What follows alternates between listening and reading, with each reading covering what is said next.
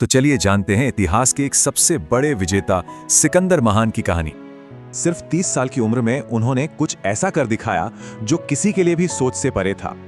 ये साम्राज्य ग्रीस से लेकर भारत तक फैला था। इसने तो जैसे दुनिया का नक्शा ही बदल कर रख दिया। तो ये सब शुरू हुआ मैसेडोनिया में, जहां वो एक राजकुमार थे। बचपन से ही उन्हें महान बनने के लिए तैयार किया गया और उनकी सोच को तराशा था अरस्तु ने। पुराने किस्सों में बताया गया है कि उनकी शक्ल सूरत भी काफी अनोखी और रौबदार थी। उनकी नजर सिर्फ और सिर्फ जीत और कामयाबी पर थी। बस यही जुनून उन्हें आगे बढ़ाता रहा। लेकिन सिंहासन तक पहुंचना इतना आसान नहीं था और पहली रुकावट बने उनके अपने पिता। सबके सामने हुए इस अपमान के बाद सिकंदर और उनकी मां को कुछ वक्त के लिए देश छोड़ना पड़ा। पिता की मौत हुई और 20 साल के सिकंदर ने फौरन सत्ता अपने हाथ में ले ली, मजबूती से।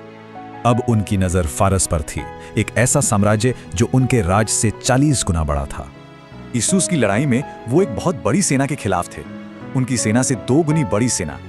पर सिकंदर की कमाल की स्ट्रैटेजी के आगे इतनी बड़ी फारसी सेना भी टिक नहीं पाई। फिर एक के बाद एक इलाके जीते गए, सीरिया, मिस्र और नए शहर भी बसाए गए।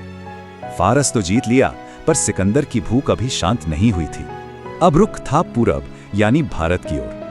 भारत में सामना हुआ नई चुनौतियों से, बहादुर राजा और पहली बार जंगी हाथियों से।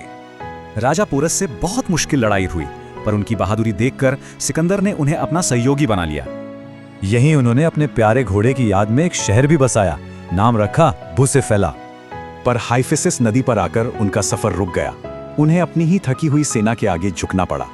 सिकंदर वापस तो लौटे, पर 32 की उम्र में ही उनकी मौत हो गई और उनका बनाया साम्राज्य बिखर गया। सिर्फ एक दशक में दुनिया बदल दी। सोचिए, अगर वो और जीते तो क्या कुछ हो सकता था।